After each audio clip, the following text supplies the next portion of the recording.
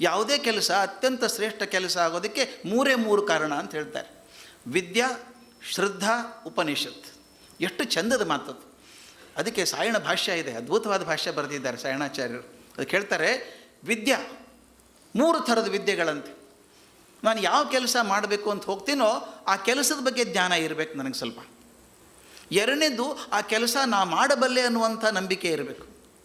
ಮೂರನೇದು, ನಾನು ಮಾಡೋದ್ರಿಂದ ನನಗೂ ಒಳ್ಳೆಯದಾಗತ್ತಿಗೆ, ಜಗತ್ತಿಗೆ ಒಳ್ಳೆಯದಾಗ್ತದೆ ಅನ್ನುವಂಥ ಒಂದು ಜ್ಞಾನ ಇರಬೇಕು. ಇದು 3. ಎರಡನೇದು ಮುಖ್ಯ. ಇವತ್ತಿನ ವಿಷಯಕ್ಕೆ ನನಗೆ ಬೇಕಾದದ್ದು ಶ್ರದ್ಧಾ. ಇಂಗ್ಲೀಷಲ್ಲಿ ಫೇತ್ ಅಂತ ಏನು ಬಳಸ್ತೀವಿ, faith is a poor translation of ಶ್ರದ್ಧಾ.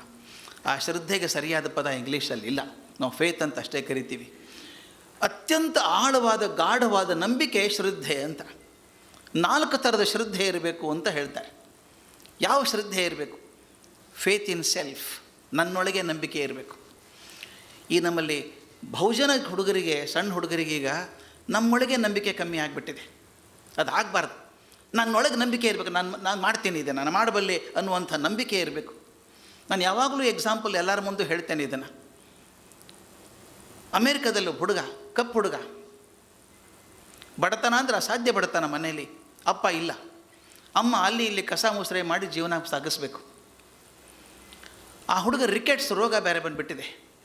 ಕೈ ಕಾಲೆಲ್ಲ ಕಡ್ಡಿ ಥರ ಆಗಿದೆ, ಹೊಟ್ಟೆ ಊದ್ಕೊಂಡಿದೆ, ಯಾವಾಗಲೂ ಅನಾರೋಗ್ಯ, ಯಾವಾಗಲೂ ಹಸಿವು, ಒದ್ದಾಡ್ತಾ ಇದ್ದ ಹುಡುಗ. ಆದರೆ ಫುಟ್ಬಾಲ್ ಆಡಬೇಕು ಅಂತ ಆಸೆ. ನೋಡಿ, ಶಕ್ತಿ ಇಲ್ಲ, ನಿಂತ್ಕೊಳ್ಳೋಕೆ ತ್ರಾಣ ಇಲ್ಲ, ಫುಟ್ಬಾಲ್ ಆಡಬೇಕು ಅಂತ ಆಸೆ. ಒಂದು ಸಲ ಪೇಪರ್ ಗೋಡೆಗೆಲ್ಲ ಪೋಸ್ಟರ್ ಅಡಿಸಿದ್ದು ನೋಡ್ದ. ತನ್ನ ಊರಿನ ಪಕ್ಕನೇ ಒಂದು ಫುಟ್ಬಾಲ್ ಮ್ಯಾಚ್ ಆಗ್ತಾಯಿದೆ. ಆ ಮ್ಯಾಚಿಗೆ ಅವತ್ತಿನ ಅತ್ಯಂತ ಶ್ರೇಷ್ಠ ಫುಟ್ಬಾಲರ್ ಅಂತ ಯಾರಿದ್ದಾರೋ ಪ್ರಪಂಚದಲ್ಲಿ, ವಿಲ್ಸನ್ ಅನ್ನೋನು ಆಡ್ತಾ ಇದ್ದಾನೆ ಅಂತ. ಇವನಿಗೆ ಮನಸ್ಸು ಹೋಗಬೇಕು ಅನಿಸ್ತು. ಕಲ್ಪನೆ ಮಾಡಿ, ನಮ್ಮ ಹುಡುಗರಿಗೆಲ್ಲ ಈಗ ವಿರಾಟ್ ಕೊಹ್ಲಿ ಆಡ್ತಾನೆ ಪಕ್ಕದಲ್ಲಿ ಅಂದರೆ ಹೋಗಿ ನೋಡಬೇಕು ಅಂತ ಅನಿಸುತ್ತೆ. ಈಗ ತೆಂಡೂಲ್ಕರ್ ಹಳಬರಾಗ್ಬಿಟ್ರಿ, ಯಾರೂ ಕೇಳಲ್ಲ ಈಗ ಕೊಹ್ಲಿ ಈಗ.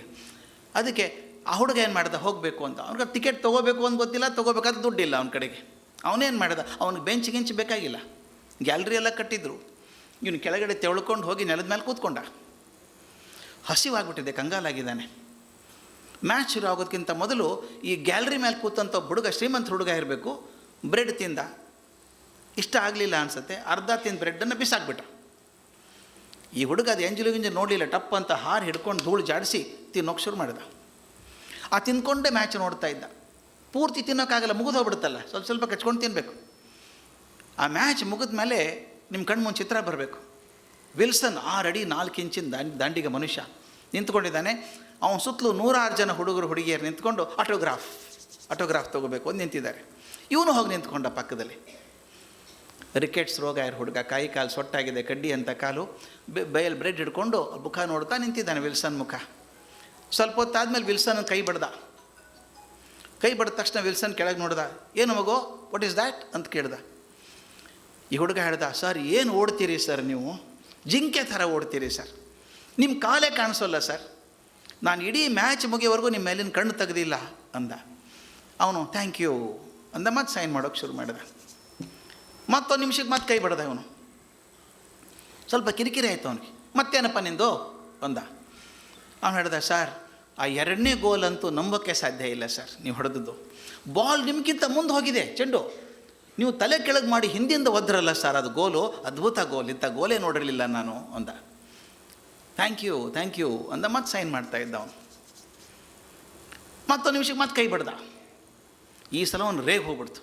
ಯಾಕೋ ತಿರ್ಗಮರ್ಗ ಕೈ ಬಡಿತೇ ನೀನು, ಏನು ಹೇಳ್ಬೇಕು ನಿನಗೆ ಅಂತ ಹೊರಟಾಗಿ ಕೇಳ್ದ. ಆ ಹುಡುಗ ಹೇಳ್ದ, ಸರ್ ನಿಜ ಹೇಳ ಸರ್, ನಮ್ಮ ಮನೆಯಲ್ಲಿ ನಿಮ್ಮೆಲ್ಲ ಸಾಧನೆ ಬರೆದಿಟ್ಕೊಂಡಿದ್ದೀನಿ ಸರ್ ಡೈರಿಯಲ್ಲಿ. ನಾನು ಇದುವರೆಗೆ ಏನೇನು ಸಾಧನೆ ಮಾಡಿದ್ದೀರಿ ಫುಟ್ಬಾಲ್ ಆಟದಲ್ಲಿ ಎಲ್ಲ ಬರೆದಿಟ್ಕೊಂಡಿದ್ದೀನಿ ಸರ್ ಮನೇಲಿ ಡೈರಿಯಲ್ಲಿ ಅಂದ. ಓಕೆ ಥ್ಯಾಂಕ್ ಯು ಅಂದ, ಮತ್ತೆ ಬರೆಯೋಕ್ಕೆ ಶುರು ಮಾಡಿದ. ಮತ್ತೊಂದು ನಿಮಿಷಕ್ಕೆ ಮತ್ತೆ ಕೈ ಬಡ್ದ. ಈ ಸಲ ಅವ್ನಿಗೆ ಎಷ್ಟು ಕೋಪ ಬಂತು. ಇನ್ನೊಂದು ಸಲ ಕೈ ಹೊಡೆದ್ರೆ ನೀನು ಎತ್ತಿ ಬಿಸಾಕ್ಬಿಡ್ತೀನಲ್ಲ ಕಡೆ, ಏನು ಹೇಳೋದು, ಕಡೆ ಸಲ ಒಂದೇ ಸಲ ಹೇಳ್ಬಿಡು ನೀನು ಅಂದ. ಆ ಹುಡುಗ ಒಂದು ಹೆಜ್ಜೆ ಹಿಂದೆ ಸರಿದು ವಿಲ್ಸನ್ ಕಣ್ಣಲ್ಲಿ ಕಣ್ಣಿಟ್ಟು ನೋಡಿ ಹೇಳಿದಂತೆ, ಸರ್ ಒಂದು ದಿವಸ ನಿಮ್ಮೆಲ್ಲ ದಾಖಲೆ ನಾನೇ ಮುರಿತೀನಿ ಸರ್ ಅಂದ. ದಾಖಲೆ ನಾನೇ ಮುರಿತೀನಿ ಅಂದ ತಕ್ಷಣ ವಿಲ್ಸನ್ ಸೈನ್ ಮಾಡೋದು ಬಿಟ್ಟ. ನಿಂತುಕೊಳ್ಳೋಕ್ಕಾಗಲ್ಲ, ಕಾಲು ಸೊಟ್ಟಾಗಿದೆ, ರಿಕೆಟ್ಸ್ ರೋಗ. ಇವು ನಾನು ಚಾಲೆಂಜ್ ಮಾಡ್ತಾನೆ, ಪ್ರಪಂಚದ ಅತ್ಯಂತ ಶ್ರೇಷ್ಠ ಫುಟ್ಬಾಲ್ ಆಟಗಾರ ಆದಂಥ ವಿಲ್ಸನ್ ರೆಕಾರ್ಡ್ನ ಮುರಿದು ಹಾಕ್ತೀನಿ ಅಂತಾನೆ. ಆ ಕಣ್ಣಲ್ಲಿದೆಯಲ್ಲ ಅದಿದೆಯಲ್ಲ, ತೀಕ್ಷ್ಣತೆ ಇದೆಯಲ್ಲ ಸಾಧಿಸಬೇಕು ಅಂತ. ಮುಂದೆ 16 ವರ್ಷಗಳ ನಂತರ ಇದೇ ಹುಡುಗ ವಿಲ್ಸನ್ನ ಎಲ್ಲ ದಾಖಲೆ ಮುರಿದು ಪ್ರಪಂಚದ ಶ್ರೇಷ್ಠ ಫುಟ್ಬಾಲರ್ ಆದ. ಆವಾಗ ಅವನ ಹೆಸರು ಓಜೆ ಸಿಂಪ್ಸನ್ ಅಂತ. ನಾನು ನೋಡಿದ್ದೇನೆ. ಅವನು ಓಜೆ ಆಡೋಕ್ಕೆ ಹೋದರೆ whole crowd, personal life was bad, that's different, but as a footballer he was an outstanding player. ಎಷ್ಟರ ಮಟ್ಟಿಗೆ ಅಂದರೆ ಗ್ರೌಂಡಲ್ಲಿ ಓಜೆ ಓಜೆ ಓಜೆ ಓಜೆ ಅಂತ ಕೂಗ್ಬೇಕು ಜನ, ಹಿಸ್ಟರಿಕಲ್ ಆಗಿಬಿಡ್ಬೇಕು ಜನ, ಅಂಥ ಫೇಮಸ್ ಆದ. ಅವನು ಇಂಟರ್ವ್ಯೂ ಮಾಡಿದಾಗ ನಾನು ಅಮೇರಿಕಾದಲ್ಲಿದ್ದೆ. ಆ ಹುಡುಗಿ ಪ್ರಶ್ನೆ ಕೇಳಿದ್ಲ ಆತನಿಗೆ, ಓಜೆ ನಿಮ್ಮ ಬಡತನದ ಪರಿಸ್ಥಿತಿಯಿಂದ ಬಂದವರು, ನೀವು ಅನಾರೋಗ್ಯದಲ್ಲಿದ್ದಂಥ ಮನುಷ್ಯ, ಹಾಗೆ ಚಾಲೆಂಜ್ ಮಾಡಿದ್ರಂತೆ ನೀವು ವಿಲ್ಸನ್ಗೆ, ಅಲ್ಲಿ ಬ್ರೇಕ್ ಆಲ್ ಯುವರ್ ರೆಕಾರ್ಡ್ಸ್ ಅಂತ ಹೇಳಿದ್ರಂತೆ. ಅದು ಹೆಂಗೆ ಸಾಧ್ಯ ಆಯಿತು ನಿಮಗೆ ಅಂತ. ಆತನ ಆನ್ಸರ್, ಉತ್ತರ ಕೊಟ್ಟದ್ದು ನನಗಿನ್ನೂ ಆಶ್ಚರ್ಯ ಅನಿಸುತ್ತೆ. ಆತ ಪ್ಲ್ಯಾನ್ ಮಾಡಿರಲಿಲ್ಲ ಆನ್ಸರು, ಅಗದಿ ಸಾಧಾರಣವಾಗಿ ನಾರ್ಮಲಾಗಿ ಹೇಳಿಬಿಟ್ಟ. ಅವ್ನು ಎಷ್ಟು ಚಂದ ಮಾತು ಹೇಳಿದ ಅಂದರೆ ನನ್ನ ಜೀವನಕ್ಕೊಂದು ದೊಡ್ಡ ಪಾಠ ಆಯಿತು. ಅವನು ಹೇಳಿದ, ನಾನು ಏನು ದೊಡ್ಡದು ಮಾಡಿಲ್ಲ, ಎರಡೇ ಕೆಲಸ ಮಾಡಿದ್ದು. ಒಂದು, ನಾನು ಫುಟ್ಬಾಲ್ ಆಡಬೇಕು ಅಂತ ತೀರ್ಮಾನ ಮಾಡ್ಕೊಂಡಿರೋದ್ರಿಂದ ಅವತ್ತಿನ ಅತ್ಯಂತ ಶ್ರೇಷ್ಠ ಫುಟ್ಬಾಲ್ ಆಟಗಾರ ಯಾರು, the best goal in my life. ಸಣ್ಣ ಪುಟ್ಟ ಗೋಲ್ ನನ್ನ ಸಂಬಂಧನೇ ಇಲ್ಲ. ಟಾಪ್ ಮೋಸ್ಟ್ ಪ್ಲೇಯರ್ ಯಾರು, ಅವನು ಆರಿಸ್ಕೊಂಡೆ. And I did not take my eyes off him all the 16 years. ಎಂಥ ಚಂದ ರೀ ಇದು. ಒಂದು ಗುರಿ ಆರಿಸ್ಕೊಂಡೆ, ಎತ್ತರದ ಗುರಿ ಅದು, ಅದಕ್ಕಿಂತ ಎತ್ತರದ ಗುರಿ ಯಾವುದೂ ಇಲ್ಲ. ಆ ಗುರಿ ಆರಿಸ್ಕೊಂಡೆ, ಅದರ ಮೇಲಿನ ಕಣ್ಣು ತೆಗಿಲಿಲ್ಲ ನಾನು ಇದುವರೆಗೂ. ಇದು ಆತ್ಮವಿಶ್ವಾಸ ಅಂತಿರುವಂಥದ್ದು. ನಾನು ಮಾಡಬಲ್ಲೆ ಅನ್ನುವಂಥ ನಂಬಿಕೆ. ರಿಕೆಟ್ಸ್ ರೋಗ ಬಂದಿರುವಂಥ ಹುಡುಗ ವಿಲ್ಸನ್ ದಾಖಲೆ ಮುರಿದು ಅತ್ಯಂತ ಶ್ರೇಷ್ಠ ಫುಟ್ಬಾಲರ್ ಅಂತ ಆಗೋದಾದರೆ ನಮಗೇನು ಕಷ್ಟ ಸ್ವಾಮಿ ಮಾಡೋದಕ್ಕೆ. ಹೋ ಅಂತ ನೆರಳ್ತೀವಿ 3 ದಿವಸ, ನೆಗಡಿ ಬಂದರೆ ಒದ್ದಾಡ್ತೀವಿ 3 ದಿವಸ, ಅಯ್ಯೋ ಆಗಲ್ಲ ಬಿಟ್ರಿ ನಮ್ಗೆ ಸುಸ್ತಾಗಿದೆ. ಯಾಕೆ ಕ್ವಶ್ನೆ ಇದು. Do have faith in myself, ನನ್ನಲ್ಲೇ ನಂಬಿಕೆ ಇದೆಯಾ ಅಂತ. ನನಗಿದು ಭಾಳ ಮುಖ್ಯ.